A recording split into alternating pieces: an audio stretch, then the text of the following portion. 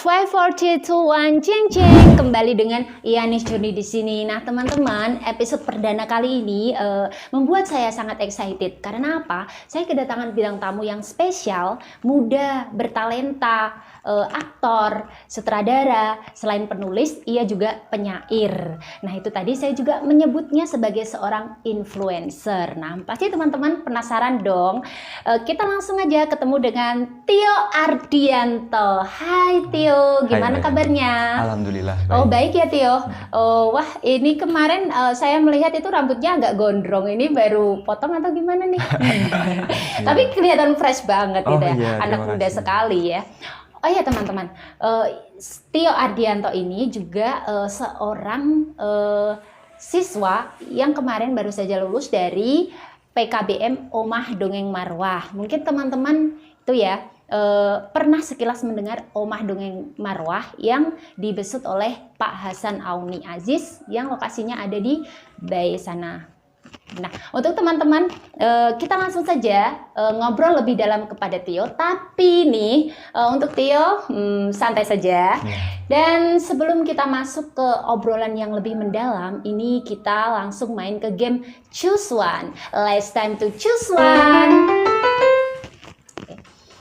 Oke, Tio. Di segmen Choose One ini saya akan menyampaikan ada dua kata atau dua frasa, nanti Tio tinggal memilih. Tapi nggak usah takut sih. Ini cuma sebatas untuk lebih dekat antara teman-teman Yanis Journey dengan bintang tamu kita, Tio Ardianto. Oke Tio, yang pertama adalah aktor atau sutradara? Sutradara. Sutradara. Ya. Kenapa? Setiap sutradara bagi saya punya kemungkinan besar untuk menjadi aktor. Sebenarnya begitu pula bagi seorang aktor, tetapi saya kira siapa saja yang sudah punya dasaran sutradara akan lebih mudah menjadi aktor. Oh, jadi padahal sutradara itu di belakang layar loh. Iya, dan itu yang lebih mengasihkan kadang-kala. Jadi gitu. kita punya kendali terhadap aktor-aktor kita. Gitu. Oh, jadi sutradara itu semacam bisa mengendalikan, ya terlebih lagi kan kayak apa ya, kreatornya kan. Yes. Oke. Saya kira sebagai Tio Ardianto ini lebih punya ruang untuk berekspresi ketika menjadi sutradara ketimbang aktor. Kira-kira itu saja alasan yang paling sederhana. Oh ya, tapi seorang aktor juga bisa merangkap, maksudnya gini, seorang sutradara bisa juga merangkap sebagai seorang aktor. Ini saya pernah lihat nih pementasan Tio yang Anang Ingmuria dulu kan di Facebook, itu pernah tampil di UMK dan ada tur ke beberapa kota juga. Itu Tio sutradara Tio ya? Waktu itu sutradara. Waktu sutradara dan pemain juga. Pemain bukan? Waktu itu enggak. Oh, enggak. Iya, tapi pada kenyataannya memang banyak sutradara yang langsung terjun ke aktornya juga. Nah, langsung saja ke yang kedua. Sepi atau ramai? Bagi saya ramai dan sepi itu sama saja. Tapi boleh dong saya minta satu pilihan antara sepi dan ramai. Sama tetap ya? Lebih menantang di keramaian ketimbang di kesepian. Kebanyakan kan para penyair itu kan lebih memilih tempat inspirasi yang sepi. Itu bagi Tio seperti apa? Ungkapan seperti itu? Menurut saya yang utama dari sepi itu kan yang ada di dalam internal batin kita sih. Berarti tidak tergantung pada lingkungan ya? Ya, bagi saya tidak tergantung pada lingkungan gitu. hidup. Yang utama tetap adalah yang ada di internal kita. Oh iya, saya setuju dengan ungkapan itu karena kadang juga kita dalam posisi keadaan yang ramai, jiwa kita juga bisa merasa sepi. Terus jomblo-jomblo nih ya. Mungkin dia lagi di patah hati mungkin. Tapi saya yakin teman-teman Yanis Journey di sini dalam keadaan bahagia. Oke. Untuk yang ketiga Tio. Berkontribusi di desa atau berkembang di kota? Berkembang di kota. Berkembang di kota. Kenapa? Jawaban ini mungkin terkesan cukup kurang baik karena seolah-olah saya ingin meninggalkan desa. Tapi saya punya pikiran bahwa dengan kita berkembang di kota itu sama dengan kita berkontribusi di desa.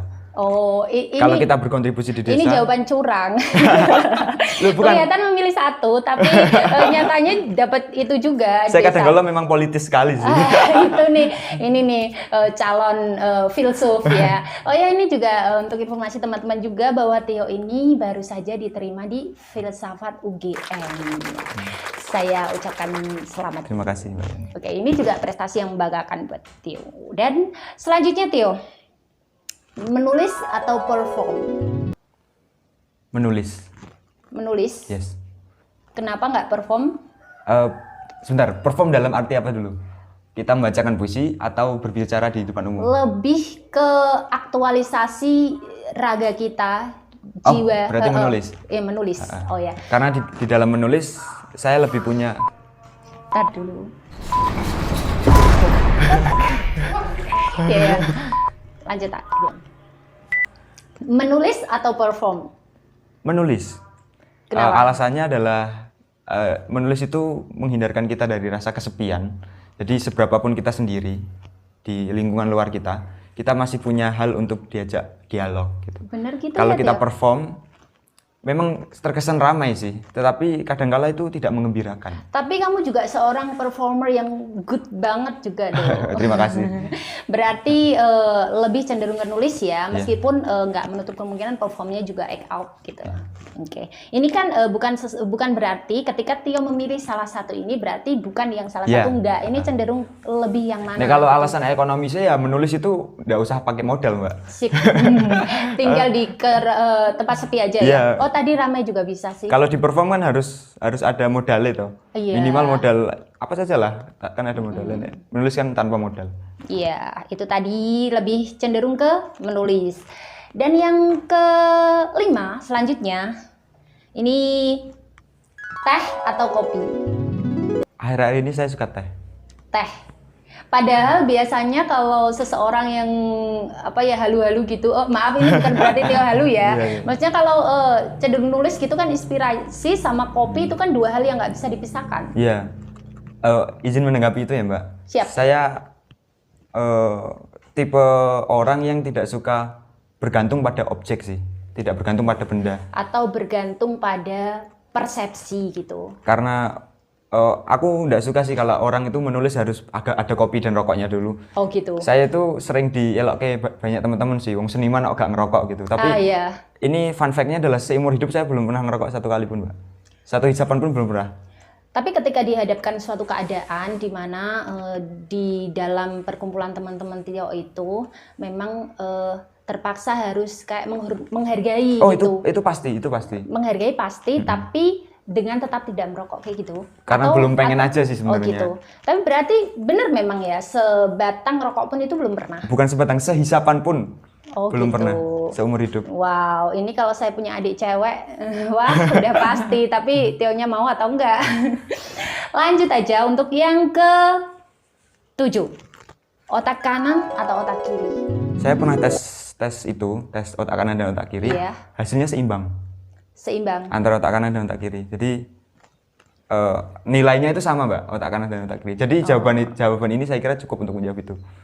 Meskipun seharusnya saya itu ingin mendapatkan jawaban langsung dari Tio, tapi itu kan dari segi hasil tes ya. Kalau dari diri Tio sendiri itu merasa lebih cenderung kemana, Tio?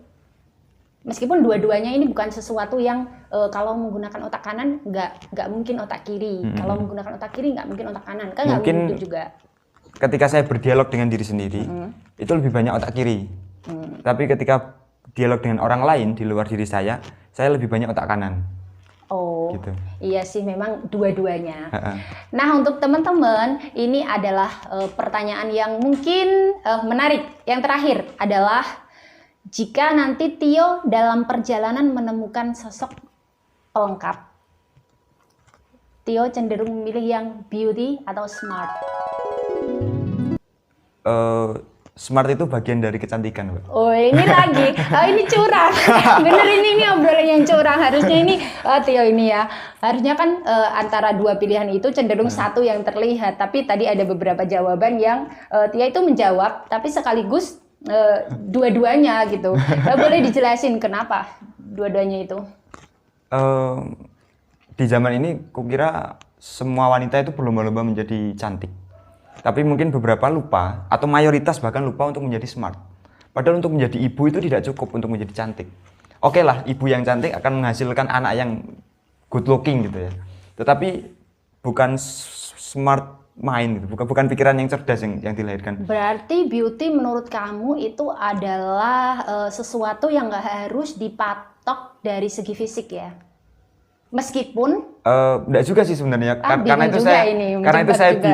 itu saya bilang bahwa smart itu bagian dari kecantikan. Cuma pada mungkin definisi umum ya, cantik itu kan linear di fisik.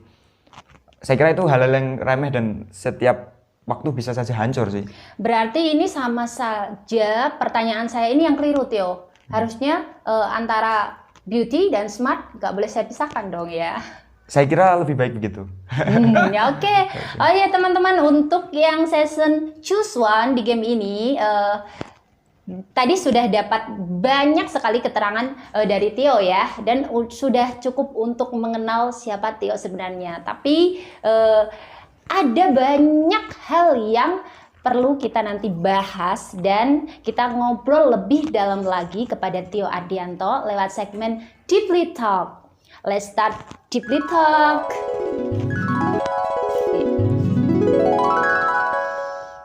Oke Tio, di segmen yang kedua ini kita akan asik-asik atau santai-santai dengan obrolan yang lebih mendalam.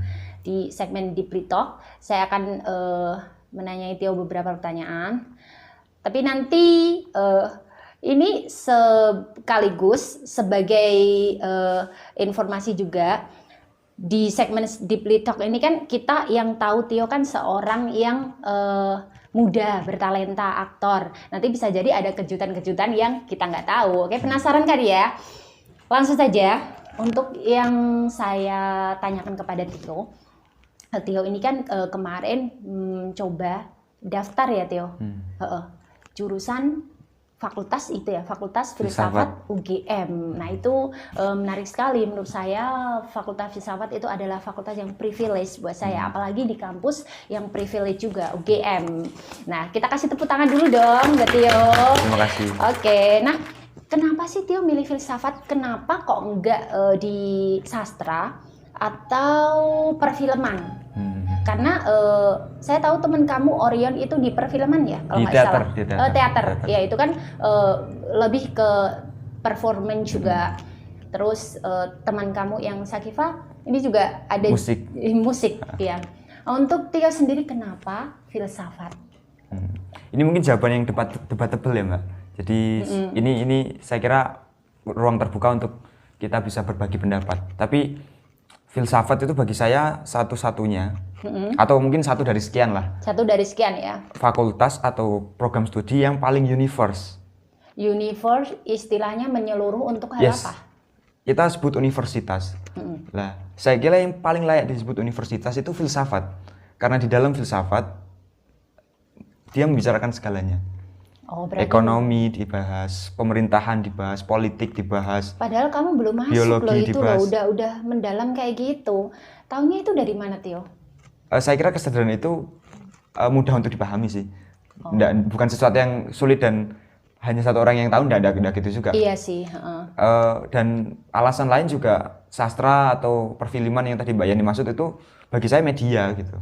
Jadi bagi saya bukan mempercantik mangkoknya, tapi memperenak baksonya. Nah, gitu saya kira baksonya itu adalah pikiran kita. Karena itu filsafat yang saya pilih. Masuk ke filsafat itu.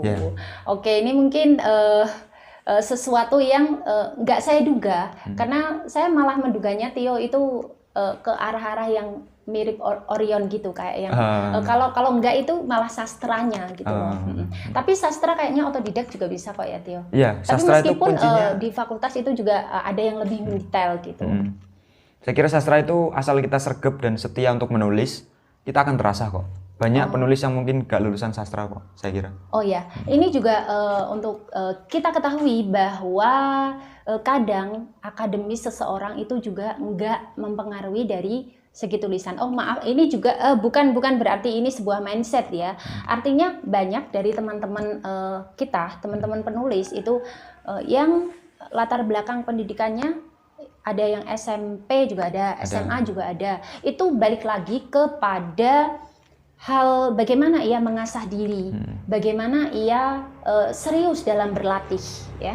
Karena pendidikan itu bisa jadi memang satu faktor yang mendukung, tapi nggak sepenuhnya itu harus kita jadikan landasan gitu loh. Artinya balik lagi ke diri kita. Oke, selanjutnya Theo, ini saya puas sekali terhadap jawaban filsafatnya tadi ya. Untuk yang kedua, saya tadi sempat di part pertama di opening mengatakan bahwa Theo ini adalah influencer. Keberatan tidak dengan sebutan seperti itu? Bukan keberatan atau keringanan sih, tapi saya bahkan nggak tahu sih influencer itu artinya apa. Influencer itu seseorang yang cenderung diikuti kayak gitu. Influence kan kayak sumber gitu kan, diikuti. Jadi kan ada istilah followers dan ada influencer. Dan influencer ini yang diikuti para followers itu, tapi bukan berarti followers dengan kata lain sosial media ya, dari segi apapun.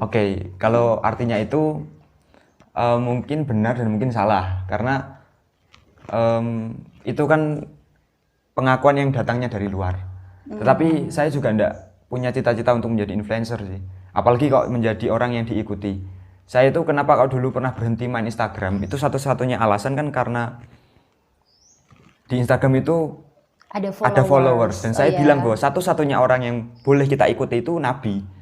Jadi menurut saya sudah masuk ke semua orang yang bermain Instagram itu nabi. Ini masuk sekali ke filsafat ya Theo. Tapi logika ini saya kira lucu, tapi ya nggak salah juga gitu. Satu-satunya yang berhak untuk diikuti dan punya pengikut itu kan memang nabi. Iya memang. Kiai, ulama, filsuf, politikus semuanya kan nggak berhak punya pengikut. Betul juga sih ya. Tapi ini sekadar lelucuan saja lah. Betul sih, kan nggak mungkin. Nggak seidealis itulah saya. Ya saya tahu Theo, saya tahu lah. Untuk yang selanjutnya Theo, ini saya sempat speechless juga berbicara tentang prestasi Theo ketika di TK itu sudah pernah menjuarai ajang puisi.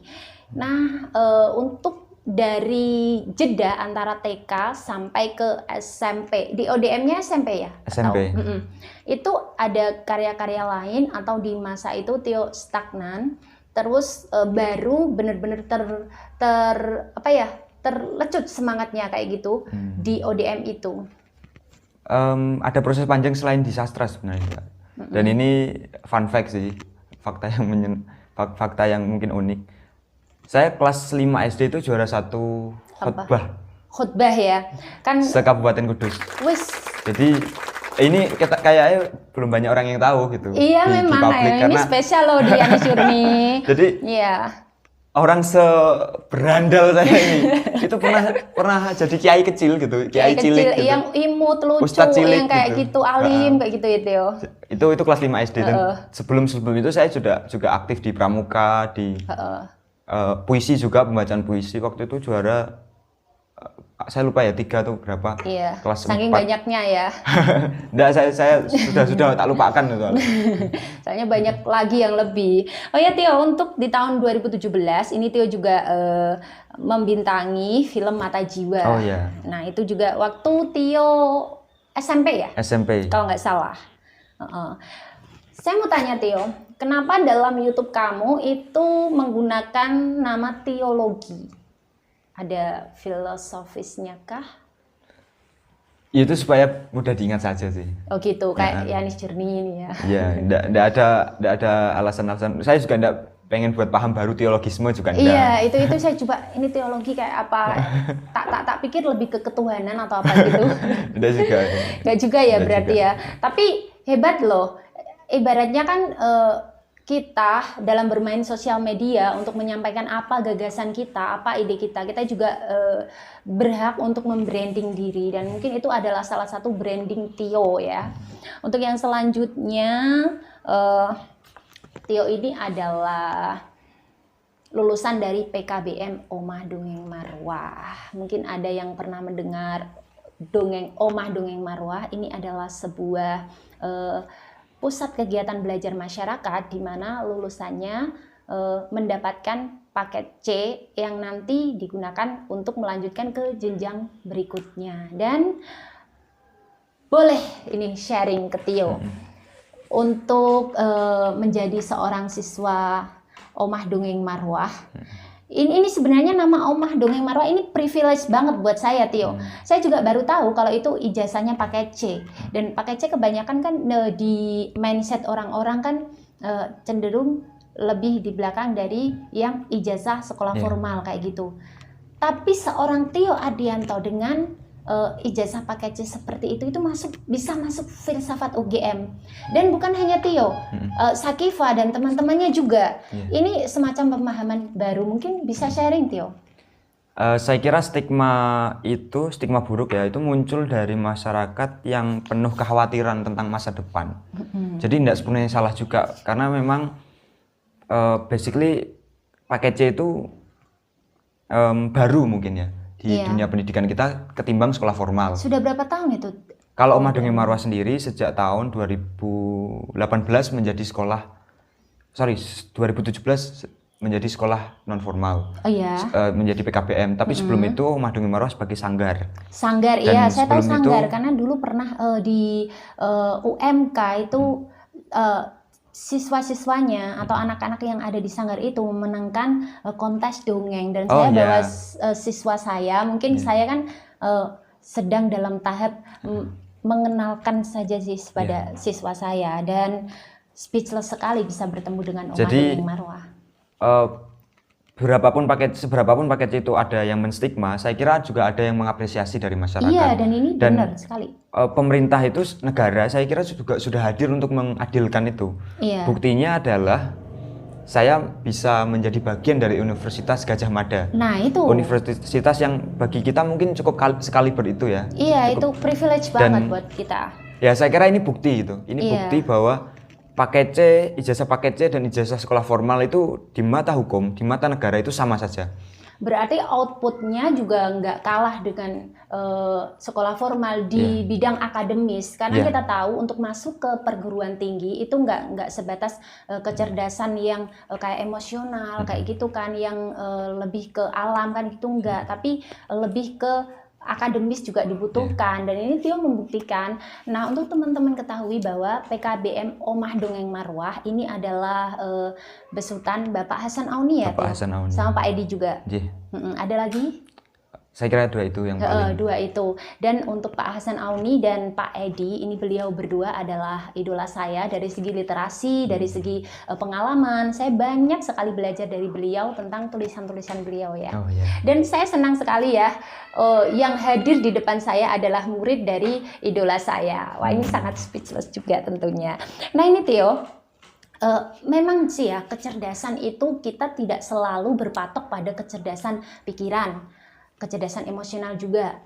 Tapi dalam istilah psikologi itu juga ada adversity quotient, yaitu kecerdasan seseorang untuk melewati hambatan dalam hidupnya.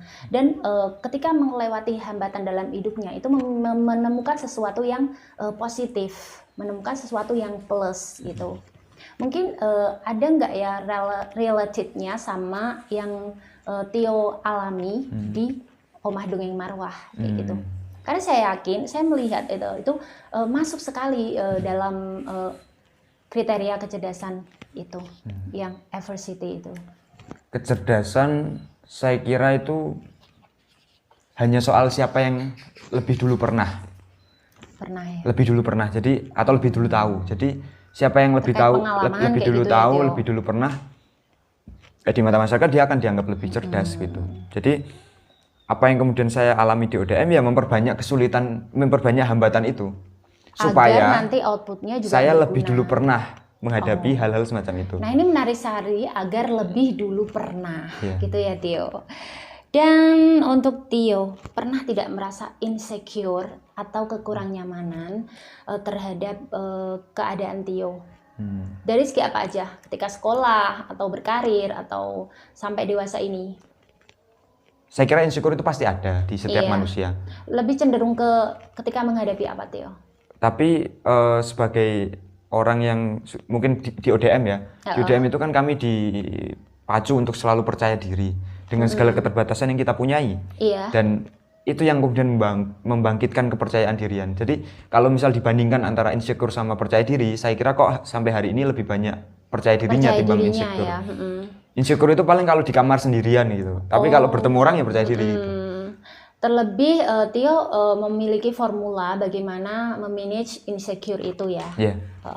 Tentunya dengan kepercayaan diri tadi. Oke. Lanjut untuk the big soal kepercayaan dirian lagi ya. Iya. Saya juga sering memotivasi diri sendiri sebenarnya. Untuk bagaimana supaya percaya diri adalah dengan membandingkan orang-orang besar. Dengan? Katakanlah dengan membandingkan orang-orang besar. Yang membandingkan Tio dengan orang-orang besar. Yang saat ini mungkin usianya 40 tahun, 50 tahun, dan saya bandingkan dengan beliau ketika usia saya. Oh iya. Jadi, aku 18 tahun sudah 18 seperti ini. tahun ya. Nah, beliau 18 tahun sudah seperti apa ya? Iya, ini juga semacam tamparan buat saya. Saya itu 18 tahun bisa apa ya? Ini enggak bermaksud. Iya, enggak memang.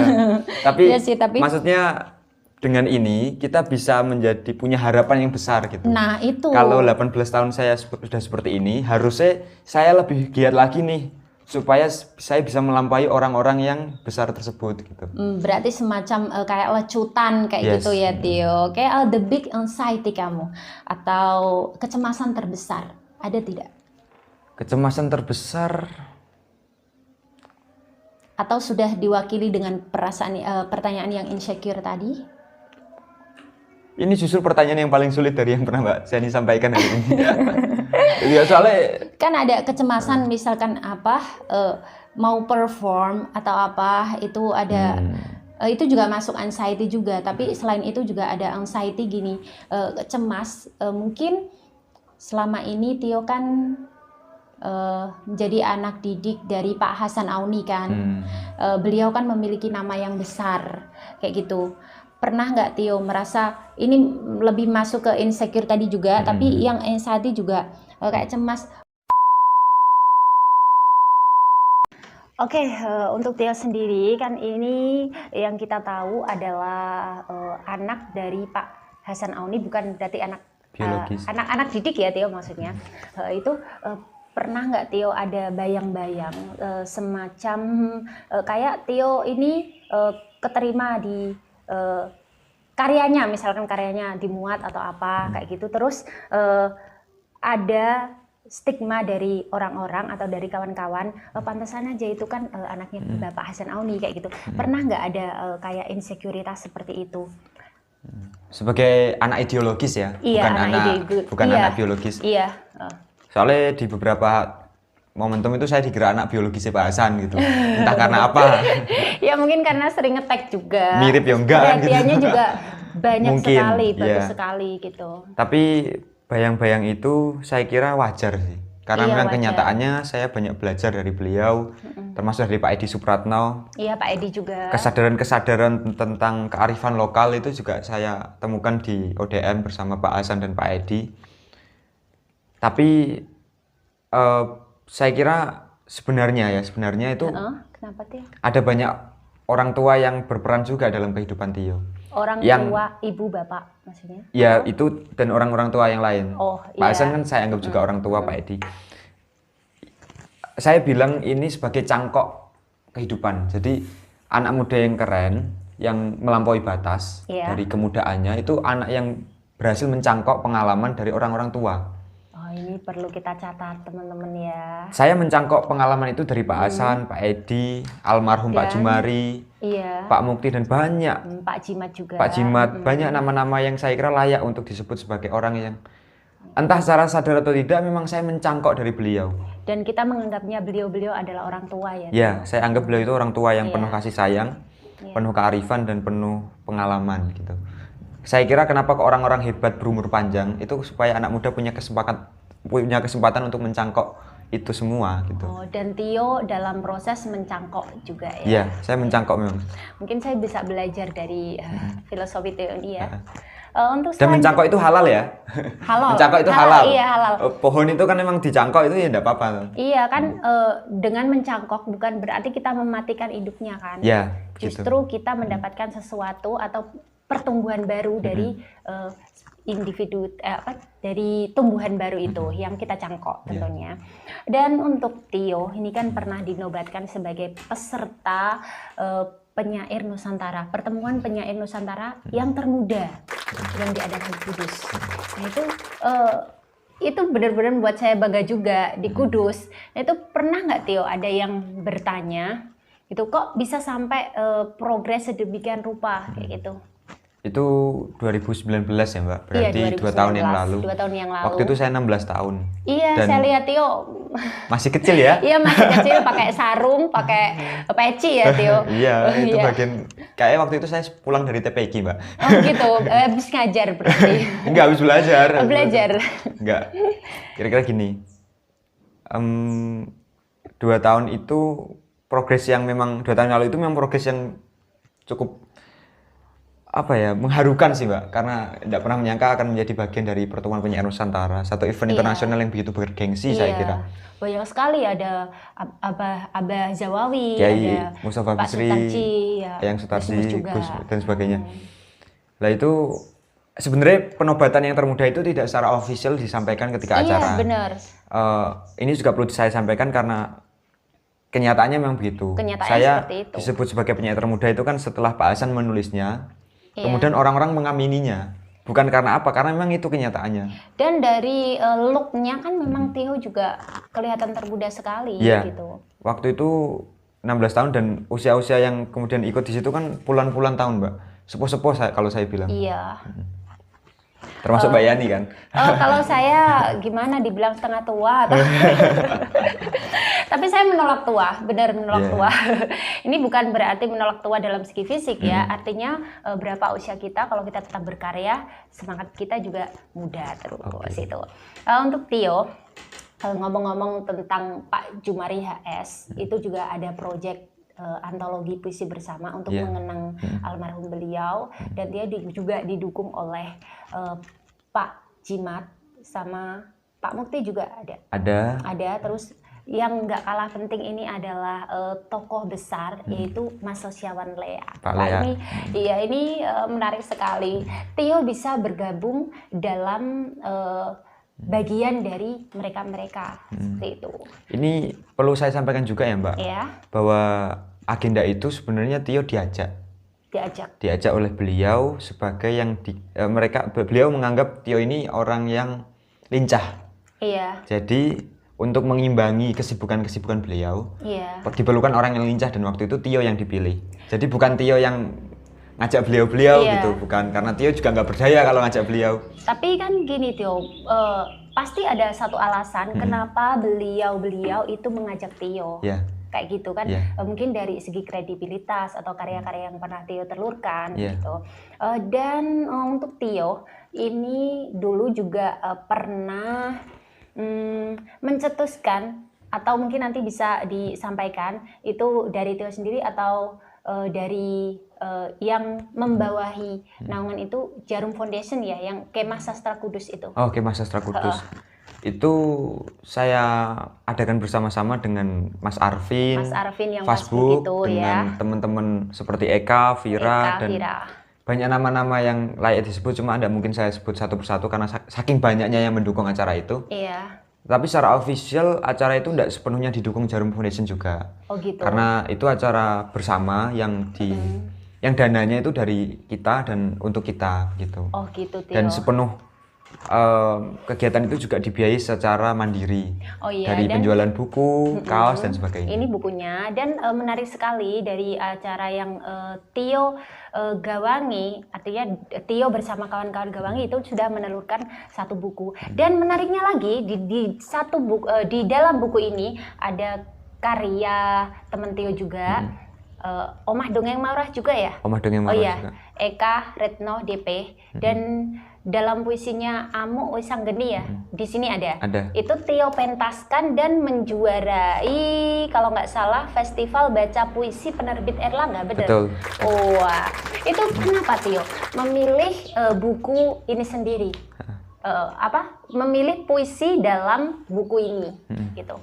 Itu kebiasaan yang sering kami lakukan di ODM sebenarnya. Tapi isinya juga sangat mengena sih. Saya mendengarkan, bayangkan Eka Retno DP dalam usianya yang seperti itu saya sempat berpikir, wah usia mereka saya sudah bisa apa gitu. Tapi kita apresiasi lagi untuk teman-teman Tio itu dan untuk Omah Dongeng Marwah tentunya. Dan untuk yang festival monolog jurinya Mas Leak itu? Oh iya, itu tahun juga, 2020. Itu 2020, itu tingkat apa Tio? Itu tingkat nasional juga. Tingkat nasional juga dan Tio ada di antara berapa peserta? Hampir 50 sepertinya. Hampir 50. Dari berbagai belahan Indonesia. Itu monolog ya? Ya, monolog. Monolog. Itu juga kru-krunya dari ODM? Ya, teman-teman ODM yang bantu saya. Ya itu aku juga sempat lihat di statusnya Pak Hasan Auni yang kayak malam-malam dini hari Tio pakai kostum Gatot Kaca, pengambilannya juga di dini hari. Nah ini semacam memberikan pemahaman pada kita bahwa anak-anak ODM ini sangat excited dalam berkarya, nggak peduli waktu seperti itu. Ya bukannya nggak peduli waktu, cuman gini memaksimalkan waktu, bagaimana nanti di finish atau di deadline itu bisa memenuhi seperti itu. Jadi ini berdedikasi sekali. Dan selanjutnya Tio, untuk kita ini kan berada di Kudus. Kudus ini terkenal juga dengan Tanah Wali, Kota Wali gitu ya. Ada Raden Ja'far Shadiq juga, Sunan Kudus, Sunan Muria, Raden Uman Said.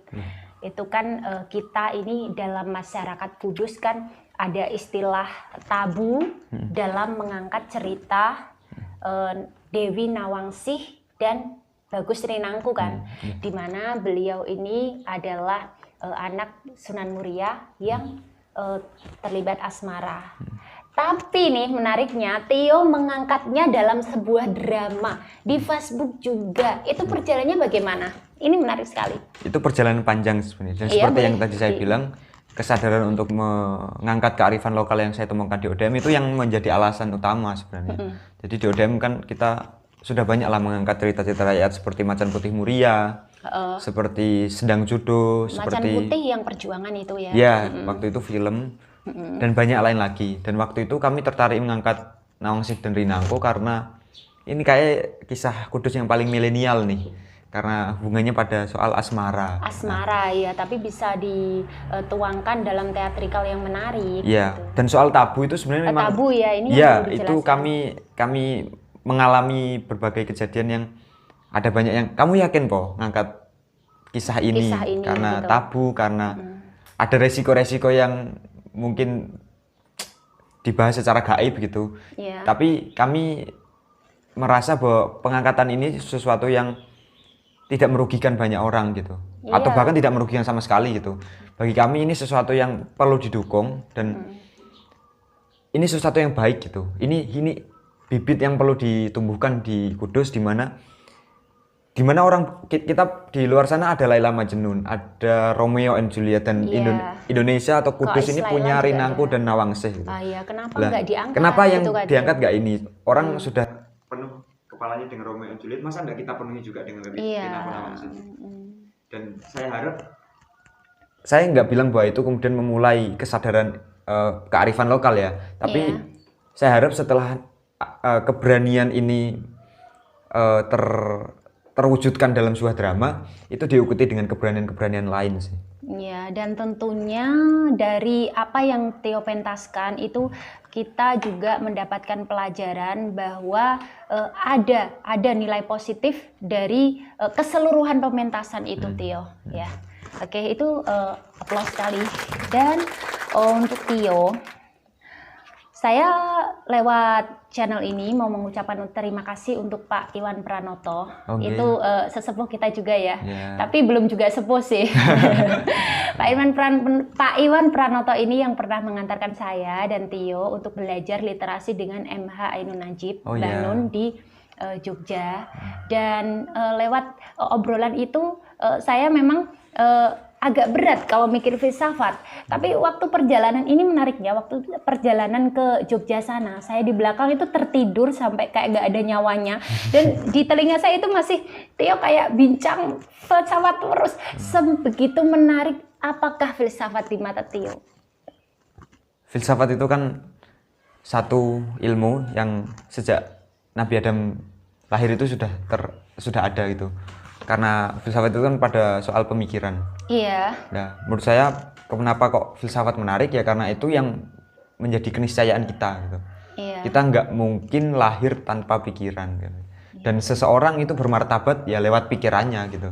Mungkin di masa mendatang kita butuh seorang penerus Dr. Fahrudin Faiz. Bagaimana Dr. Fahrudin Faiz itu menyampaikan filsafat secara menarik. Saya pernah lihat dengar channelnya, malah mengikuti itu. Kita mendapatkan pemahaman filsafat tapi bukan dengan cara yang menjenuhkan gitu. Mungkin Tio nanti itu misinya mungkin. Mungkin bukan misinya sih, tapi kita berharap banyak nanti dari apa yang Tio bisa adalah memperkenalkan filsafat itu, poin-poin dari falsafah dalam apa yang Tio presentasikan seperti itu. Dan ini ada ya untuk Tio selain kesibukannya sebagai calon mahasiswa dalam berkarya. Mahasiswa baru. Iya, calon mahasiswa baru. Itu di desa juga ada semacam di desa Tio mengumpulkan kayak jamaah atau apa itu yang kayak ngaji atau apa itu Tio yang malam kayak yang dulu pernah kita ngobrol. Iya, tapi sekarang saya lebih aktif di masjid sebenarnya. Oh, masjid gitu ya. Diminta untuk meramaikan masjid setiap malam Jumat ya. Oh gitu. Berjanjinan lah. Oh berjanjinan seperti masjid-masjid di desa pada umumnya.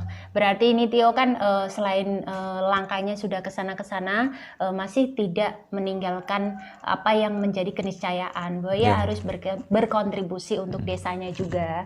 Dan ini Tio untuk yang terakhir ini pesan-pesan. Oke, pesan-pesan untuk teman-teman Yanis Journey, sekiranya di usia muda itu bisa mengembangkan kompetensi, kapasitas, dan terlebih itu menghilangkan insekuritas, ketidaknyamanan. Kalau menghilangkan insekuritas ya, saya kira semua orang itu punya hak untuk percaya diri. Dan kalau Anda tidak bisa percaya diri ya jangan minder gitu. Minimal itu rendah hati lah. Rendah hati dan percaya diri itu saya kira dua hal yang harus selalu ada, karena kalau percaya diri tanpa rendah hati itu jadinya adalah kesombongan. Gitu.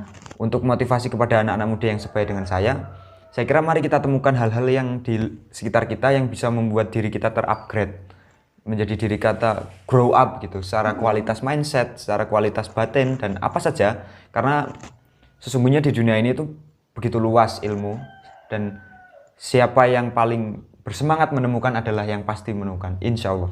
Yang bersemangat menemukan pasti adalah akan menemukan. Pasti akan menemukan. Itu sekaligus sebagai motivasi kaum milenial sekarang ya Tio. Dan itu definisi sukses menurut Tio.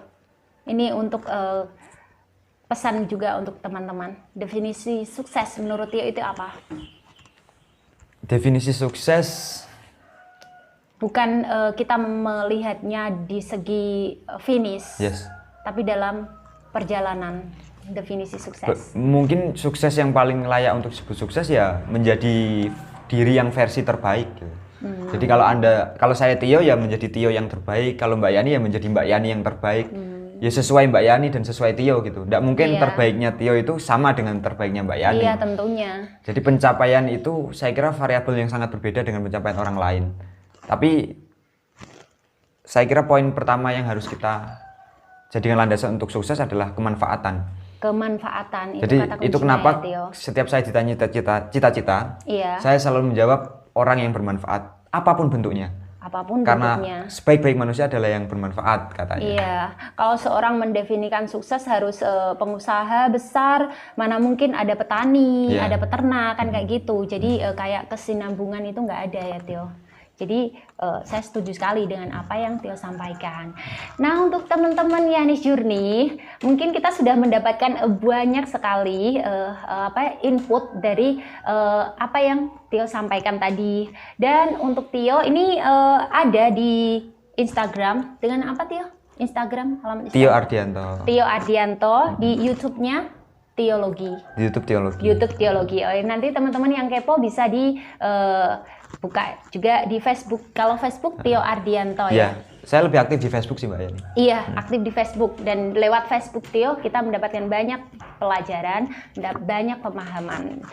Oke, untuk teman-teman saya akhiri, tapi sebelumnya saya ucapkan terima kasih kepada Tio jauh-jauh dari Kecamatan Bae sana ya. Tapi jauh dan dekat itu soal perasaan. Jauh dan dekat soal perasaan. Ini mungkin motivasi buat teman-teman juga bahwa jarak tidak membatasi. Jarak itu tak pernah ada. Perpisahan dan pertemuan diciptakan oleh perasaan. Kata Joko Pinurbo. Kata Joko Pinurbo, tapi diingat-ingat dan disampaikan ulang oleh bintang tamu saya. Great sekali. Oke, untuk Tio, jangan bosan main ya, walaupun sebatas silaturahmi. Dan ini saya excited banget, makasih banget. Oke teman-teman, itu tadi obrolan kita dengan Tio Ardianto. Dan berakhirlah channel episode Tio Ardianto kali ini. Jangan lupa teman-teman subscribe dengan cara klik tombol subscribe dan aktivasi notifikasi loncengnya agar kalian turut serta dalam mendukung Yani Journey untuk berbagi video menarik lainnya. Dan sampai jumpa.